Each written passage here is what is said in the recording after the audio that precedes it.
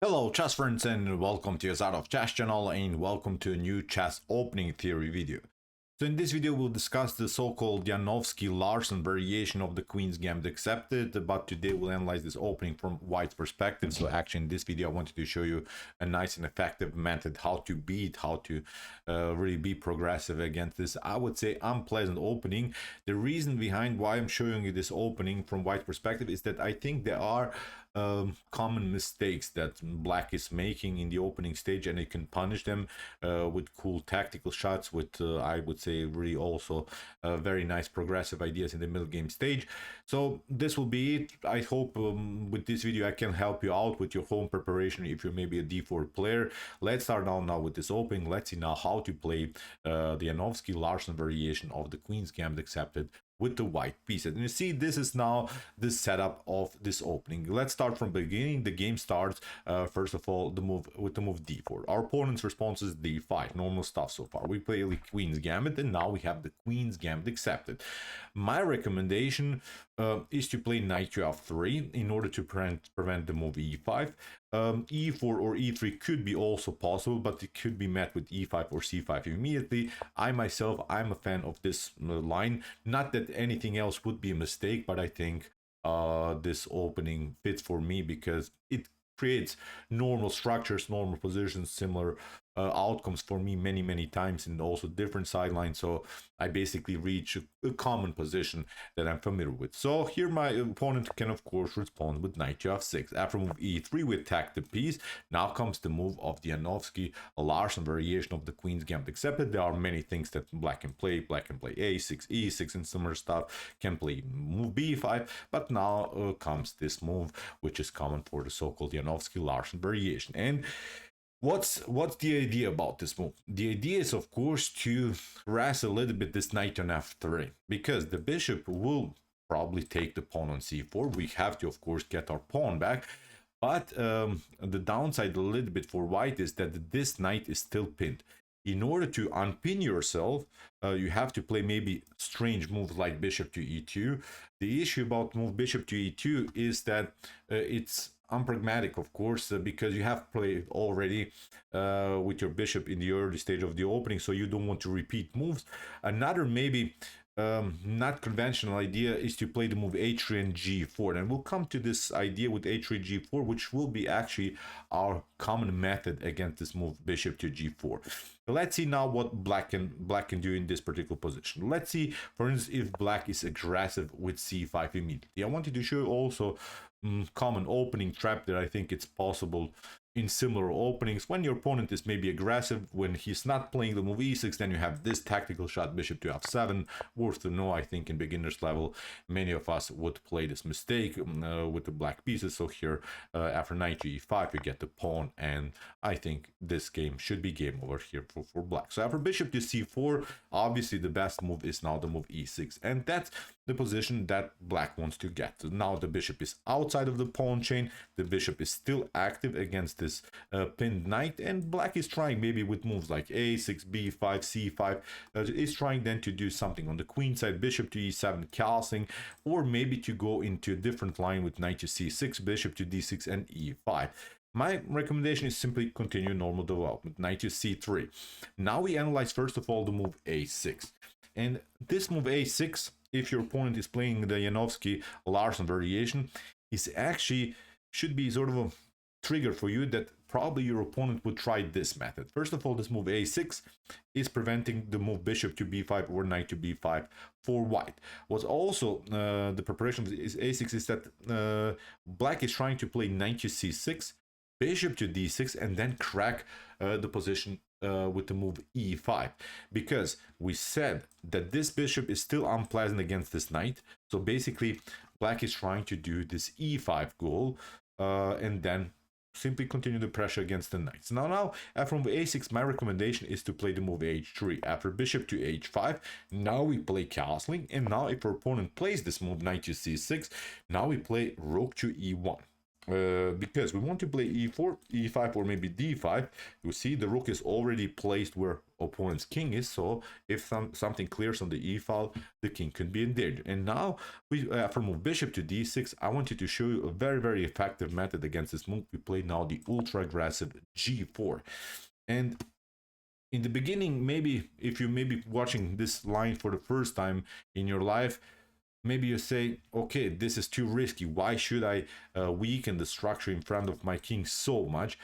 G4 is perfectly fine, because if our opponent tries, maybe, I don't know, knight to g4, then h takes g4, bishop to g4, this move can be easily met with bishop to e2, and then in one moment we can try maybe knight to h2, trading off everything. Or if our opponent gets the queen into the game, there are even methods with the move knight to e4 to simply defend. Everything is glued together, everything is compact. We can simply pick up the piece. We can also cover ourselves here. Even if queen to g6 happened, then knight takes d6 comes with the check. We get out of the g file mess. We can also then attack the bishop. King to h1, knight to h2 is perfectly fine. So nothing gained, I think, here for black. So that's why for g4, our opponent plays now the move bishop to g6, and now we go with e4.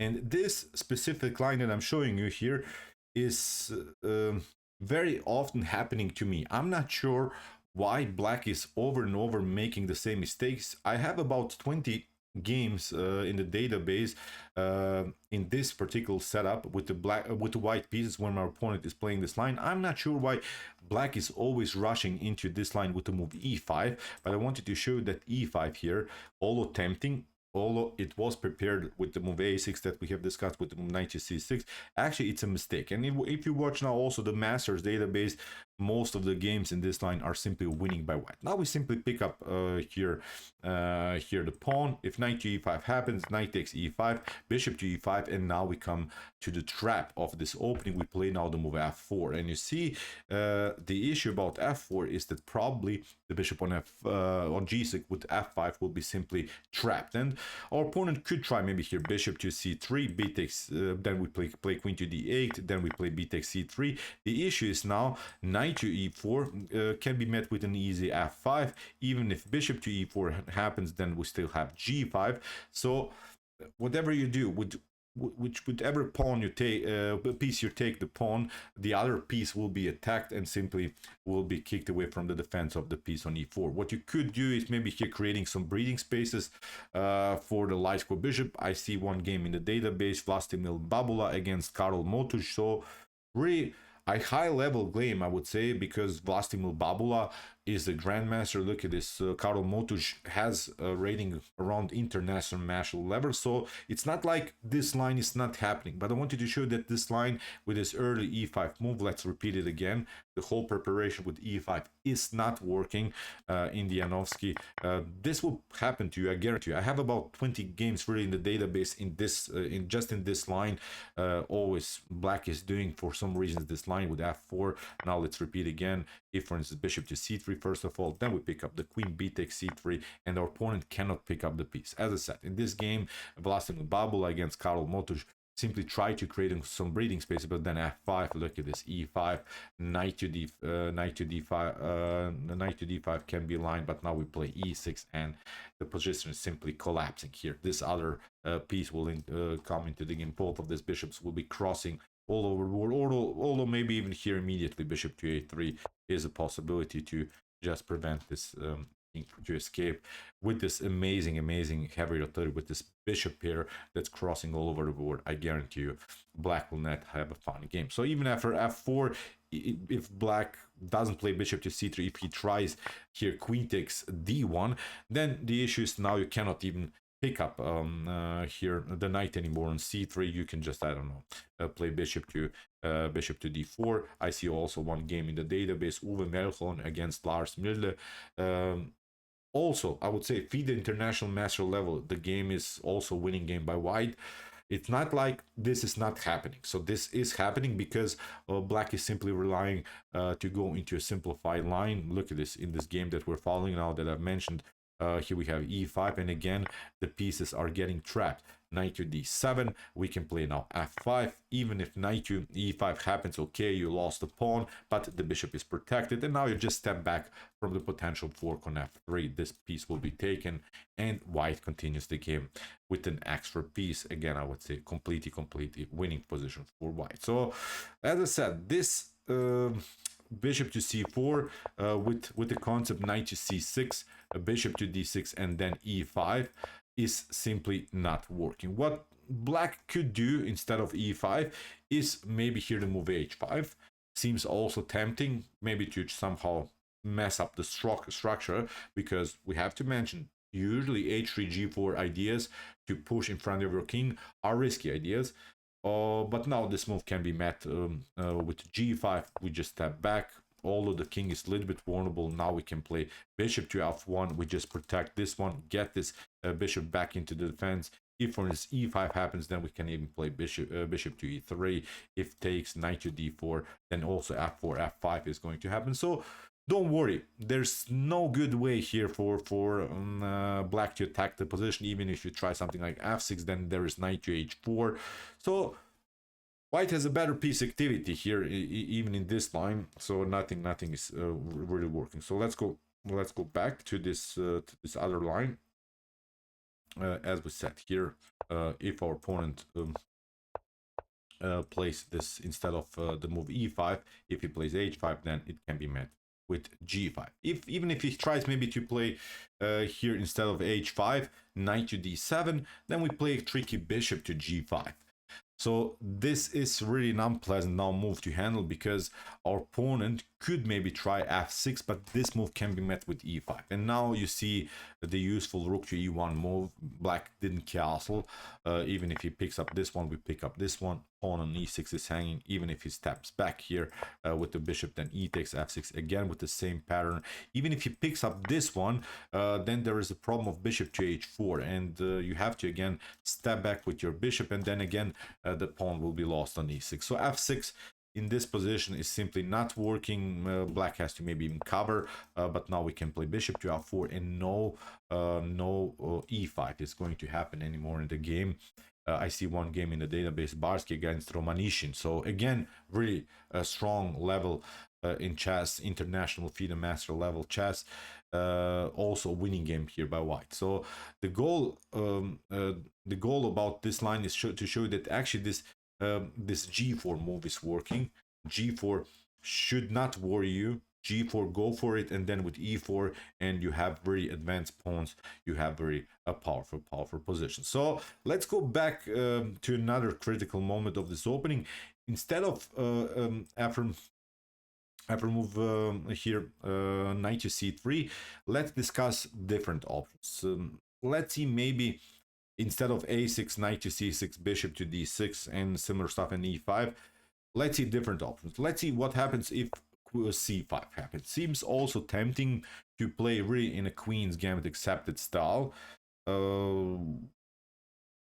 because usually you're trying, of course, after potential d takes c5 to trade off the queens, and it would be a simplified way to go for black into the game. Usually black is satisfied when the queens are traded off, then the Queen's Gambit accepted. Black is having gained equality in the early stage of the opening, but c5 should not again worry you. I think with queen to a4 you're perfectly fine. You're delivering a check, and then you play knight to e5. You just continue the pressure against this knight. Even if c takes d4 happens, the issue is now after potential h6, we can simply go again for the light square bishop. We can simply continue the pressure. For instance, knight to g4, bishop to e2. I see one game in the database, Gukesh played, for instance, this line with the white pieces against Pavel Tetzlav. But I wanted to show also here theoretical novelty that actually Gukesh didn't play. Now we simply regroup. You see, we activate our pieces in a better way. And now after castling and bishop to d6, here Gukesh in 2021, so 4 years ago, did miss, I think, here the best continuation. There is a beautiful line with bishop to b7 into this line. Let's repeat again the whole line with c5. You deliver check, our opponent covers, you play knight to e5, continue the pressure. Your opponent is creating an isolated pawn, but the good part for you is that you're getting finally the light square bishop. For instance, if he steps back to h5, then there's bishop to g5, and there's simply too much pressure here with bishop to b5. The game is collapsing, so your opponent has to, that's the issue, give up the light square bishop here, and then you just regroup with your piece. You improve the position of the minor piece, and now after rook to c8 castling, bishop to d6. Look, there would be a beautiful theoretical novelty here, which also Kukish missed. Bishop to b7 is really incredible, because it seems so that after bishop to h2, our opponent can get the pawn, because you don't want to play king to h2, then here queen to c7 wins again the piece back. But actually, after bishop to h2, you don't react, you just play king to h1. Crazy that this would be even a theoretical novelty, because now look at this, the rook is hanging, and now we pick up this pawn. Also, then the b5 pawn is weak. Here white is, I think, much better. For instance, if black tries to include another piece into the game, then we play just the king g3, king to g2, rook to h1. This pawn is weak, this bishop is coming into the game.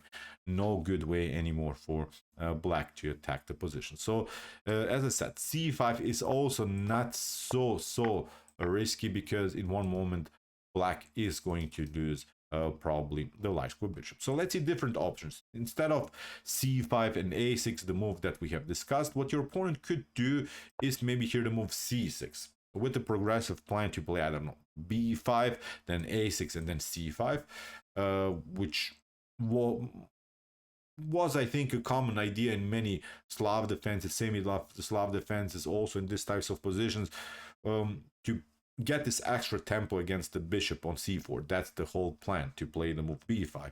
But again, you can go with h3, bishop to h5, and now you can go immediately with this same plan, g4. We just kick away the bishop, and then to go with a knight to e5. That's, I think, also nice method. Simply go for the light square bishop. If, for instance, bishop to e4 happens, that's not possible because of f3, and we'll simply kick away the piece, and then we can roll again with our pawns. F3, very tricky then to handle for black. So for instance, if he tries knight to d7, then we can simply go knight takes g6, h takes g6, and now we go with queen to, pardon me, here with bishop to, with queen to f3. Bishop to d2, I see one game in the database, Lok Van Belli against Fabiano Caruana won the game, but I'm more of a fan of this move, queen to f3, which is further protecting here your pawn on h3, and then after something like e5, you can go with g5. Look at this.